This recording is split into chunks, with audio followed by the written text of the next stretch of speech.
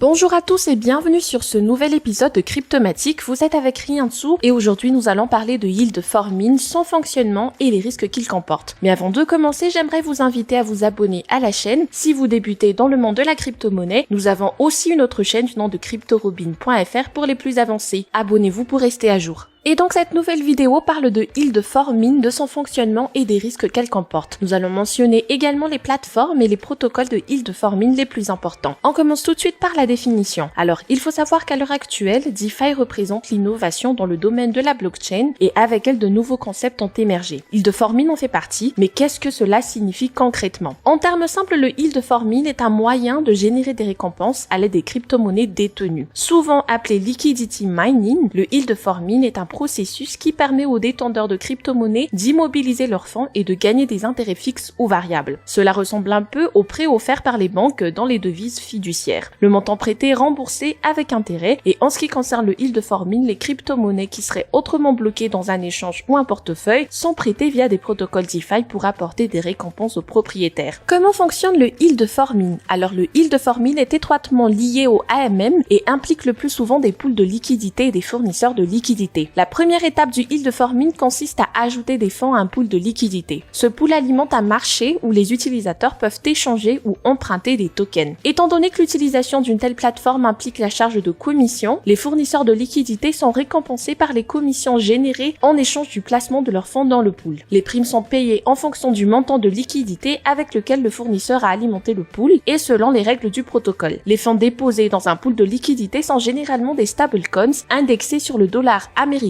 tels que USDC, USDT et DAI. En plus des frais, les fournisseurs qui alimentent le pool sont incités à ajouter des fonds en gagnant des récompenses sous forme de tokens qui ne sont pas disponibles sur le marché. Le taux de pourcentage annuel ou APR et le rendement au pourcentage annuel API sont parmi les unités de mesure les plus souvent utilisées pour estimer les bénéfices liés au Yield for Mint. Les Yield formers utilisent une ou plusieurs de ces stratégies pour générer des revenus élevés, fournir du capital au pool de liquidité et réinvestir les récompenses pour générer des rendements plus élevés. Emprunter et prêter, par exemple, un Yield former peut fournir une pièce stable comme l'USDC sur une plateforme de prêt et obtenir un bénéfice. Certaines plateformes DeFi populaires telles que Compound récompensent les investisseurs avec des tokens pour la fourniture et l'emprunt de capital. Les Yield formers peuvent ensuite faire un dépôt et l'emprunter pour obtenir des tokens. Enfin, faire du stocking avec des tokens LP, car de nombreux protocoles DeFi tels que Synthetix, Gen et Curve stimulent les Yield formers en leur permettant de stocker leurs tokens LP.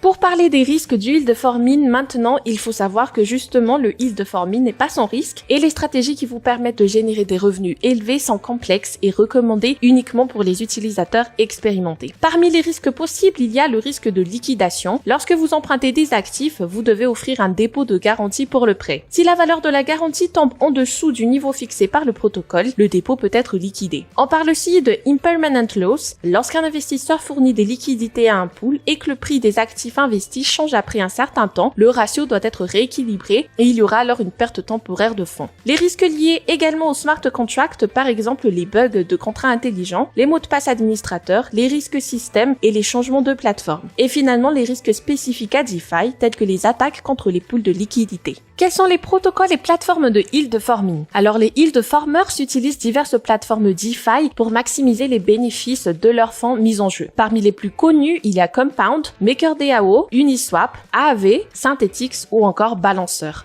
Et voilà, j'espère que les infos présentées dans cette vidéo vous ont aidé à mieux comprendre ce que signifie Yield for Mint et comment ça fonctionne. Mais si vous avez encore des questions sur le sujet, n'hésitez pas à nous laisser un commentaire. N'oubliez pas de vous abonner à notre chaîne si vous souhaitez avoir un accès constant aux informations dans le secteur DeFi. À très bientôt.